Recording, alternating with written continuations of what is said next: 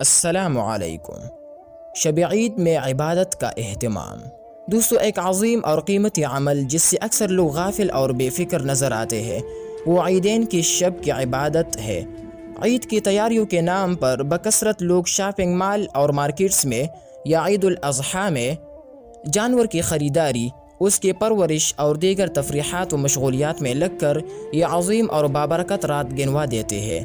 حالانکہ یہی تو وہ رات ہے دوستو جس میں تمام رمضان بھر کے اعمال کی مزدوری دی جاتی ہے، اجر و ثواب کے خزانے اور مغفرت و رحمت کی بیش بہا دولت بکیری جاتی ہے۔ اللہ تعالیٰ کی جانب سے بندوں پر خاص لطف و کرم اور احسان عمیم کا معاملہ کیا جا رہا ہوتا ہے۔ کس قدر محرومی اور خسارے کی بات ہے کہ ساری دن کام کرنے کے بعد شام کو جب مالک کی جانب سے اجرت ملنے کا وقت ہو تو انسان اس سے اعراض کرتے ہوئے روگردانی کر کے بیٹھ جائے۔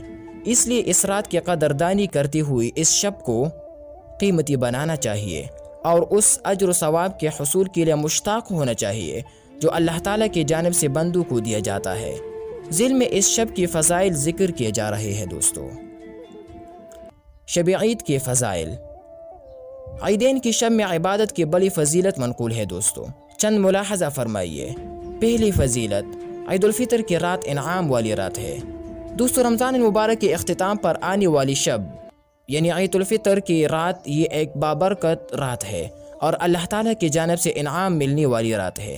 چنانچہ حدیث میں اس کو لیلۃ الجائزہ یعنی انعام ملنے والی رات کہا گیا ہے، اس لیے کہ اللہ تعالیٰ کی طرف سے اس رات میں بندوں کو پوری رمضان کی مشقت اور قربانیوں کا بہترین صلہ ملتا ہے۔ دوسری فضیلت، عیدین کی شب میں عبادت کرنے والے کا دل قیامت کے دن مردہ نہیں ہوگا۔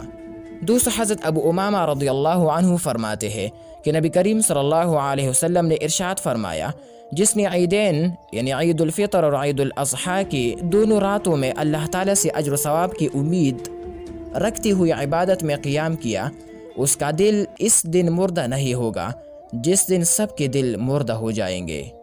تیسری فضیلت، عیدین کی شب میں عبادت کرنے والی کے لیے جنت کا واجب ہونا۔ دوستو، حضرت معاذ بن جبل رضی اللہ عنہ نبی کریم صلی اللہ علیہ وسلم سے نقل فرماتے ہیں، جو 4 راتوں کو عبادت کے ذریعے زندہ کرے اس کے لیے جنت واجب ہو جاتی ہے۔ لیلۃ الترویہ یعنی 8 ذی الحجہ کی رات، عرفہ یعنی 9 ذی الحجہ کی رات، لیلۃ النحر یعنی 10 ذی الحجہ کی رات اور لیلۃ الفطر یعنی عید الفطر کی شب۔ اور الترغیب و ترہیب کی روایت میں 5 راتیں ذکر کی گئے ہیں دوستو، جن میں سے 4 تو وہی ہے اور 5ویں شعبان کے 15ویں شب یعنی شب براءت ہے۔ چوتھی فضیلت، عیدین کی شب میں کی جانے والی دعا رد نہیں ہوتی۔ دوستو، حضرت عبداللہ ابن عمر رضی اللہ عنہ سے موقوفاً مروی ہے کہ 5 راتیں ایسی ہیں جن میں دعا کو رد نہیں کیا جاتا: جمعہ کی شب، رجب کی پہلی شب، شعبان کی 15ویں شب اور دونوں عیدوں یعنی عید الفطر اور عید الاضحیٰ کی راتیں۔